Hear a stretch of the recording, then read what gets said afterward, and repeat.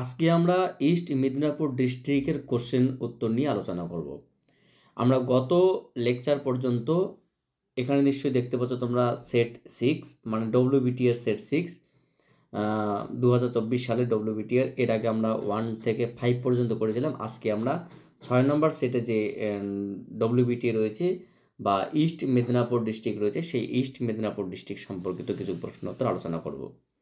তো চলো কথা না বাড়িয়ে আমরা স্টার্ট করছি আমাদের সেই আলোচনা পর্ব, কারণ আমাদের অনেক প্রশ্ন উত্তর রয়েছে এখানে।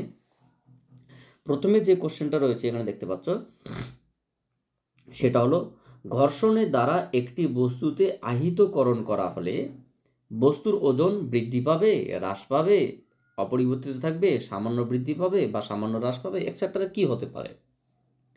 দেখো, এটা অত্যন্ত সহজ একটা টপিক। আমি তোমাকে খুব সিম্পলভাবে একটা জিনিস জিজ্ঞেস করছি। ধরে নাও একটা বস্তু আছে এ, এটা একটা বস্তু আছে বি, ঠিক আছে? এদের মধ্যে আমরা ঘর্ষণ বা রাবিং করলাম। রাবিং করলে ধরে নাও আমি তোমাকে সাপোজ তর্কের খাতিরে বললাম এ বস্তুটা হয়ে গেল পজিটিভ, বি বস্তুটা হয়ে গেল নেগেটিভ, 2+, 3, 2- হতে পারে এক্সেট্রা। একটা সাধারণ নিয়ম আমরা বলতে পারি যে এ বস্তুটা যেহেতু পজিটিভ হয়েছে তার মানে কি এ এখান থেকে ইলেকট্রন ছেড়েছে, এবং বি বস্তুটা নেগেটিভ হয়েছে মানে কি এ ইলেকট্রন কিন্তু লাভ করেছে। এটা আমরা প্রত্যেকেই জানি। এবার প্রশ্ন, তার মানে কি এ বস্তু থেকে ইলেকট্রন হারিয়ে গেছে আর বি বস্তু ইলেকট্রন লাভ করেছে। ভেতর থেকে আমরা যদি বলি স্যার বি বস্তুটা এ বস্তুটা প্রোটন বাড়লো, ধনাত্মক হয়ে গেল, একটা কথা পরিষ্কার করে শুনে নাও, আধান সে বস্তু পজিটিভ হোক বা ঋণাত্মক হোক, ধনাত্মক হোক বা ঋণাত্মক হোক, সেটা নির্ভর করছে ইলেকট্রন ট্রান্সফারের উপর। সেটা কিন্তু কখনোই কেন্দ্র থেকে প্রোটন যাবে এটা নয়, কেন্দ্র থেকে কিন্তু কখনোই প্রোটন যায় না, শুধুমাত্র ইলেকট্রন ট্রান্সফারের উপর ডিপেন্ড করছে। তাহলে কেন্দ্রে যা আগের যা প্রোটন সংখ্যা ছিল এ বস্তু এবং বি বস্তু বা পরমাণু ক্রমাঙ্ক ছিল সেটা সেম আছে, মানে কেন্দ্রের ভর সংখ্যা সেম রয়েছে, ভর সমান আছে। কিন্তু ইলেকট্রন চলে যাওয়াতে এ বস্তুর কিন্তু ভর তুলনামূলকভাবে কিছুটা কমে গেল আর বি বস্তুর ভর কিছুটা পরিমাণ বেড়ে গেল। তাহলে বলা যেতে পারে এ বস্তুটি কি হলো, হালকা হয়ে গেল, বি বস্তুটি একটু ভারী হয়ে গেল। কেননা এক একটা ইলেকট্রন ট্রান্সফার হওয়া মানে ইলেকট্রনের একটা ভর রয়েছে কত, 9.11 10⁻31 কেজি, ঠিক আছে? তাহলে সেই হিসেবে যখন দুটি বস্তুকে মানে ঘষা হলো, ঘর্ষণ করা হলো, তখন যে বস্তুতে যে কোনো বস্তুতে ভর বৃদ্ধিও পেতে পারে, হ্রাসও পেতে পারে। যেহেতু বলা নেই যে কে আদান ছেড়েছে বা কে আদান গ্রহণ করেছে, ধনাত্মক না ঋণাত্মক, কিছু তো বলা নেই। অতএব option D is the correct answer. সামান্য পরিমাণ বৃদ্ধি পেতে পারে, আবার সামান্য পরিমাণ হ্রাসও পেতে পারে। আচ্ছা, এরপরে যে কোশ্চেনটা রয়েছে সেটা অত্যন্ত সহজ কোশ্চেন। কি রয়েছে না, রোধের মাত্রীয় সংকেত কি? এটা একদম পাতি বাচ্চাদের কোশ্চেন। রোধের মাত্রীয় সংকেত যদি আমরা বের করতে চাই, রোধ আমরা খুব ভালো করে জানি। রোধ কি আমরা জানি, V is equals to I R according to Ohm's law. So resistance R is equals to V by I. তার আগে আমাদের জানা হচ্ছে যে ভি সমান সমান কি, ভি সমান সমান ডাব্লিউ বাই কিউ। একক আধানকে অসীম থেকে ক্ষেত্রের মধ্যে আনতে যে পরিমাণ কাজ করতে হয় তার নাম বিভব প্রভেদ। ডাব্লিউ মানে M L square to the power -2 আর কিউ মানে আইটি। তাহলে আমরা এখান থেকে যেটা পাবো, ভি এর মাত্রা M L square T to the power -3 I inverse by I. So মোটের উপর আমরা যেটা পাবো M L square T to the power -3 I inverse 2। তাহলে নিশ্চয়ই তোমরা বুঝতে পারছো এটা কোন অপশনটা হবে। এখানে আমরা যেটা দেখতে পাচ্ছি সেটা তোমার হচ্ছে গিয়ে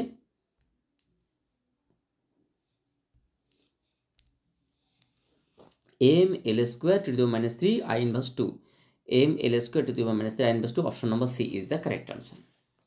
ঠিক আছে, পরবর্তী কোশ্চেন কি বলছে, এন পাক সংখ্যা যুক্ত 10 সেমি ব্যাসার্ধের একটি বৃত্তাকার পরিবাহীর মধ্য দিয়ে 1 অ্যাম্পিয়ার প্রবাহ যাচ্ছে, পরিবাহীর কেন্দ্রে চৌম্বক ক্ষেত্র 4π10⁻⁶ টেসলা হল, এন এর মান কত? এ তো পাতি বাচ্চাদের কোশ্চেন। শুধুমাত্র কোনো একটা বৃত্তাকার কুণ্ডলীর মধ্য দিয়ে যদি প্রবাহ পাঠানো হয় তাহলে তার কেন্দ্রের চৌম্বক ক্ষেত্রের রাশিমালা কত হয় সেটা আমাদের জানতে হচ্ছে। কত না, μ0I/2r। কিন্তু দুঃখের বিষয় এখানে একটা এন গুণ হবে, কারণ এন পাক রয়েছে। এখানে দেখো μ0-র মান তো আমরা জানি, বি এর মান দেওয়া আছে, সব কিছু মান দেওয়া আছে, শুধুমাত্র এন নেই। তাহলে এন সমান কী হবে বলো তো? এন সমান হবে B into 2r by mu 0 I. So এখানে কী কী মান দেওয়া আছে? বি এর মান নিশ্চয়ই দেওয়া হচ্ছে। এখানে দেখলাম যে 4 পাই 10⁻⁻6 আর 2 ইন্টু আর 10 সেমি মানে 0.1 মিটার। আর মিউ এর মান কত? 4 পাই 10⁻⁻7 আর আই এর মান কত? 1 অ্যাম্পিয়ার। তাহলে মোটের উপর সিম্পলভাবে দেখলে 4 পাই কেটে গেল, 10⁻7 এবং 6 থেকে আমরা জাস্ট উপরে একটা 10 পাবো, নিচে আর কিছু নেই, উপরে কত? 0.2 ইন্টু 10 মানে দ্যাট মিনস 2 মানে 2, পাক সংখ্যা কত? 2। সো 2 কি অপশন রয়েছে? অবশ্যই option number C is the correct answer. এরপরে কি বলছে? একটি বিচ্ছিন্ন ধনাত্মক আধানের বলরেখাগুলি ঘড়ির কাঁটার দিকে, ঘড়ির কাঁটার বিপরীত দিকে মানে বহির্মুখী, অন্তর্মুখী কি হবে? এটা আমরা ছোটোবেলা থেকেই জানি। এটা না জানলে আমাদের তড়িৎ বিজ্ঞান শুরু হবে কি করে? কারণ এটা দিয়েই তো আমাদের তড়িৎ বিজ্ঞানের স্টার্ট। একটা ধনাত্মক আধান থেকে কী হয়? সর্বদাই বলরেখা বেরিয়ে যায়। আর ঋণাত্মক আধান থেকে কী হয়? সর্বদাই বলরেখা ঋণাত্মক আধানে কী হয়? প্রবেশ করে। তাহলে অরীয়ভাবে বহির্মুখী, এটাই উত্তর হবে। এখানে কী হবে? অরীয়ভাবে বহির্মুখী। Option number C is the correct answer. তারপরে কি বলছে? একটি ধাতুর বলয় মাটির সঙ্গে সমান্তরাল ধরে রাখা আছে। একটি ধাতুর বলয় মাটির সঙ্গে সমান্তরাল ধরে আছে। একটি চুম্বকের অক্ষটিকে খাড়া করে বলয়ের ভেতর দিয়ে যদি আমরা ফেলে দেই তাহলে তার ত্বরণ কী হবে? ত্বরণ অবশ্যই জি এর মান কম হবে, মানে জি এর থেকে কম হবে। অপশন বি উত্তর হবে। কিন্তু কিভাবে? ধরো না, আমরা বললাম এটা একটা ধাতুর বলয়, ঠিক আছে? এটা একটা ধাতুর বলয়। এটাকে আমরা কি করছি? একটা স্ট্যান্ড দিয়ে এটাকে আটকে রেখেছি। ধাতুর বলয়টাকে আমরা একটি স্ট্যান্ড দিয়ে আটকে রেখেছি। আমার কাছে একটা দণ্ডচুম্বক আছে। এটা নর্থ পোল, সাউথ পোল বা নর্থ সাউথ যাই হোক না কেন, দণ্ডচুম্বকটাকে যখন আমি এইভাবে ফেলে রেখে গ্রাভিটেশন কোন দিকে টানছে? নিচের দিকে, জি। তাহলে আমি যদি এমনি ছেড়ে দিতাম দণ্ডচুম্বকটাকে, যদি আমি এখানে ছেড়ে দিতাম ফাঁকা জায়গায়, তাহলে কিন্তু সে জি ত্বরণে নামতো। দুঃখের বিষয়, যখন এই দণ্ডচুম্বকটি তোমার এই কুণ্ডলীর দিকে আসবে, মানে অনুভূমিকভাবে রাখা, যে ভূপৃষ্ঠের সঙ্গে অনুভূমিক রাখা যে কুণ্ডলী, তার দিকে আসবে, তখন কি হবে? এখানে একটা চৌম্বক ফ্লাক্স সৃষ্টি হবে, বলতে গেলে তড়িৎচলক বল সৃষ্টি হবে। এবং আমরা জানি যে পোল এগিয়ে আসে সেই পোলেই কিন্তু বিপরীত দিকে সৃষ্টি হয়। অর্থাৎ এখানে আসতে গেলে কি একটা বাধা সৃষ্টি করবে, যে কারণে প্রবাহ সৃষ্টি হয়, প্রবাহ সর্বদাই সেই কারণকেই বাধা দেয়। অর্থাৎ এই এন পোল এবং এখানে সৃষ্ট তড়িৎচলক বলের ধরুন যে মানে পোল, সেটা এন পরস্পরকে বিকর্ষণ করবে। মানে বাংলা কথায় এখানে যে কারণে তড়িৎচলক বল সৃষ্টি হবে, তড়িৎচলক বল সেই কারণকে বাধা দেবে। অর্থাৎ জি এর মান যেটা হওয়ার কথা ছিল তার থেকে জি প্রাইমটা কী হবে? কিছুটা কম হবে। অর্থাৎ তার থেকে কম ত্বরণ নিয়ে এসে নিচের দিকে নামবে। Option number B is the correct answer. আশা করি বুঝতে পারলে। একটি লোহার পেরেককে একটি দণ্ডচুম্বকের কাছে আনলে সে বল এবং টর্ক উভয় অনুভব করবে। তোমরা দেখবে এই কোশ্চেনটা, স্পেশালি এই কোশ্চেনটাই আমরা ইতিমধ্যে যে 5টা সেট আলোচনা করেছি তার মধ্যে কোথাও না কোথাও আছে, ঠিক আছে? তোমরা দরকার প্রিভিয়াস ক্লাসগুলো দেখে নেবে। এই কোশ্চেনটাই রয়েছে, একটি লোহার পেরেককে দণ্ডচুম্বকের কাছে আনলে কি হবে? মানে লোহার পেরেকটি বল এবং টর্ক দুটি অনুভব করবে। পরের কোশ্চেনটাও আমাদের রিপিটেড। কি শূন্যস্থানে কোনো প্রোগ্রামই তড়িৎচুম্বকী তরঙ্গের কোনো বিন্দু তড়িৎ ক্ষেত্র এবং চৌম্বক ক্ষেত্রের বিস্তারের অনুপাত কত? অবশ্যই আলোর বেগের সমান। আমরা খুব ভালো করে জানি যে তড়িৎ ক্ষেত্র বিস্তার এবং চৌম্বক ক্ষেত্রের বিস্তারের অনুপাত কার সমান? না সেটা সি স্পিড অফ লাইট, যেটা কার সমান? না √/μ0 ε0। তাহলে এখানে আমাদের কি আনসার হবে? বিন্দু তড়িৎ ক্ষেত্র এবং চৌম্বক ক্ষেত্রের বিস্তারের অনুপাত হবে 1/√/μ0 ε0। Option number B is the correct answer. ধ্বংসাত্মক ব্যতিচারের পার্থক্য, এটা তো খুবই simple. Option D is the correct answer. আমরা জানি গঠনমূলক মানে ব্যতিচারের শর্ত দুটো, একটা কনস্ট্রাকটিভ ইন্টারফারেন্স, একটা ডিস্ট্রাকটিভ ইন্টারফারেন্স। কনস্ট্রাকটিভ ইন্টারফারেন্সের পার্থক্য কি? n lambda. আর ধ্বংসাত্মক ব্যতিচার বা ডিস্ট্রাকটিভ ইন্টারফারেন্স শর্ত কি? যা 2n + 1 × λ/2। যেহেতু ধ্বংসাত্মক ব্যতিচার বলছে, so option number D is the correct answer. ব্যতিচার ঝালরের প্রথম উজ্জ্বল পটি এবং প্রথম অন্ধকার পটির মধ্যে ব্যবধান কত? খুব ভালো প্রশ্ন। ব্যতিচার ঝালরের প্রথম উজ্জ্বল পটি এবং প্রথম অন্ধকার পটির মধ্যে ব্যবধান কত? দেখো, এখানে আমরা খুব সিম্পলভাবে বলছি। প্রথম উজ্জ্বল পটি, যদি আমরা উজ্জ্বলের শর্ত বলি xn = N D lambda by 2d, এনতম উজ্জ্বলের শর্ত। আচ্ছা, এনতম অন্ধকারের শর্ত কি না 2n plus 1 into lambda by D lambda by 2d। এমনিতে 2n plus 1 lambda by 2 into D lambda D by 2d হবে। মানে যেটা দাঁড়ালো তাহলে কি প্রথম উজ্জ্বল এবং প্রথম অন্ধকারের মধ্যে ব্যবধান চেয়েছি, সেটাকে আমরা যদি ডেল্টা এক্স বলি, কত না x N prime minus x N, সেটা কত হবে? আমরা যদি এন এর মান 1 বসাই তাহলে এখানে কি হবে? এখানে 1 বসালে হবে এই জায়গাটা 3, মানে 3/2 মাইনাস 1, আমরা ওভারঅল যদি কমন নেই তাহলে সেটা দাঁড়াবে ডি ল্যামডা বাই 2d। তাহলে এই জায়গাটা তুমি ভালো করে ভেবে দেখো, এটা কিন্তু হাফ, তাহলে 1/2 into D lambda by 2d, মানে মেন কথা আমরা বলতে পারি D lambda by 4d, D lambda by 4d option হবে। So option number C is the correct answer, D lambda by 4d। মানে ব্যতিচার ঝালরের ক্ষেত্রে প্রথম উজ্জ্বল পটি এবং প্রথম অন্ধকার পটির মধ্যে ব্যবধান কত? D lambda by 4d। দুটি গতিশীল ইলেকট্রনের গতিশক্তির অনুপাত 1:2, তাদের ডি ব্রগলি তরঙ্গদৈর্ঘ্যের অনুপাত কত হবে? গতিশীল ইলেকট্রন বলেছে, প্রথমত ইলেকট্রন বলেছে আধান, এবং গতিশক্তির অনুপাত বলছে 1:2, তাহলে ডি ব্রগলি তরঙ্গদৈর্ঘ্য কত? খুব সিম্পল বিষয়, জাস্ট ক্যালকুলেশন করলেই হবে। তরঙ্গদৈর্ঘ্য অনুপাত বললাম ল্যামডা 1 বাই ল্যামডা 2, আমরা জানি H by root over of 2m ev, আচ্ছা 2m e1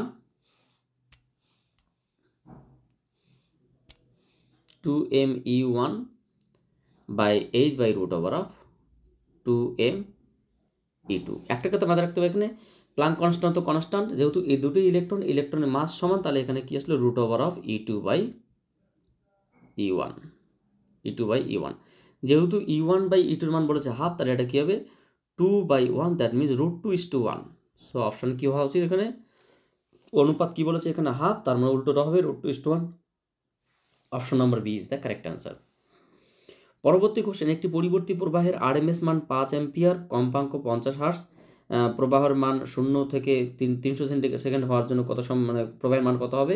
অবশ্যই আমরা অ্যান্সার এখানে দেখে বলতে পারছি বি দাগেরটা হবে 5 × √3/2। আচ্ছা, কেন না ইতিমধ্যে এই কোশ্চেনটা আমরা রিপিট করেছি, তবুও আমি এই কোশ্চেনটা আরেকবার করে দিয়েছি তোমাদের। এখানে দেখো, এখানে কোশ্চেনটা যে ইনফরমেশনগুলো দেওয়া আছে সেগুলো হচ্ছে, একটা তোমার রয়েছে কত না আইআরএমএস এর মান কত দেওয়া আছে, আইআরএমএস সমান 5। আচ্ছা, তাহলে আইআরএমএস সমান যদি 5 হয় তাহলে I0 সমান কত হবে? না I0 সমান হচ্ছে কি √2 ইন্টু আইআরএমএস, তার মানে 5√2। আচ্ছা, কম্পাঙ্ক 50 হার্টজ দেওয়া আছে, মানে কি কৌণিক কম্পাঙ্ক কত হবে? 2πn, that means 100 pi radian per second হবে। আর টাইম কত বলেছে? না টাইম বলেছে 1/300 সেকেন্ড, 1/300 সেকেন্ডে। সেকেন্ড প্রবাহ কত হবে? না প্রবাহ হবে I is equals to I0 sin omega t. So এখানে I0 মান কত? 5√2 ইন্টু সাইন 100 পাই ইন্টু 1/300, তার মানে পাই বাই থ্রি মানে 60 ডিগ্রি, 60 ডিগ্রি মানে √3/2, অর্থাৎ 5 ইন্টু 2 ইন্টু √3/2। আচ্ছা, যেটা দাঁড়ালো এখানে আমরা যদি ক্যালকুলেশনটা করি, মানে এর মধ্যে যদি আমরা করণীয় অপনয়ন করি তাহলে এটা দাঁড়াবে 5 ইন্টু √3/2, অর্থাৎ যেটা আমি একটু আগে তোমাদের বললাম, option number B is the correct answer. বোরের স্বীকার্য অনুযায়ী পারমাণবিক ইলেকট্রনের কোয়ান্টাইজড রাশি হচ্ছে গিয়ে কৌণিক ভরবেগ। 3 নম্বর স্বীকার্য, যেটাকে আমরা বলি কোয়ান্টাইজড রাশি, কোনটাকে বলা হয় না কৌণিক ভরবেগ ln বা mvn/rn, যেটাকে আমরা বলবো nh/2π, যেখানে কি যে কৌণিক ভরবেগ কক্ষপথের সঙ্গে সমানুপাতে পরিবর্তিত, কোয়ান্টাইজড মানে অখণ্ড। Option number D is the correct answer. PN সংযোগ ডায়োডের বিপরীত ব্যাসের পরিমাণ যদি আমরা বৃদ্ধি করি, পিএন সংযোগ ডায়োডের বিপরীত ব্যাসের পরিমাণ যদি বৃদ্ধি করি, তাহলে কি নিঃশ্বসিত অঞ্চলের বেদ আস্তে আস্তে বাড়বে। তাহলে কোনটা হবে এখানে? নিঃশ্বসিত অঞ্চলের বেদ বৃদ্ধি পাবে, অর্থাৎ option A is the correct answer. Digital সংকেত কি নির্দেশ করে? বিক্ষেপে মানে কিছু বিক্ষেপ মানকে নির্দেশ করে। ডিজিটাল সংকেত কি বিচ্ছিন্ন ক্ষেপ প্রদর্শন করে। আচ্ছা, যাই হোক, অপশন নম্বর এটা হচ্ছে কি তোমার কারেক্ট অ্যান্সার। পরবর্তী আমরা লেকচারে আর তোমার পরবর্তী লেকচারে আমরা এরপরে যে ডিস্ট্রিক্টটা রয়েছে সেই পরের ডিস্ট্রিক্ট যেমন হচ্ছে তোমার হুগলির ডিস্ট্রিক্ট, সেখান থেকে আমরা প্রশ্নোত্তর আলোচনা করব। So thank you for watching my video and wait for my next class.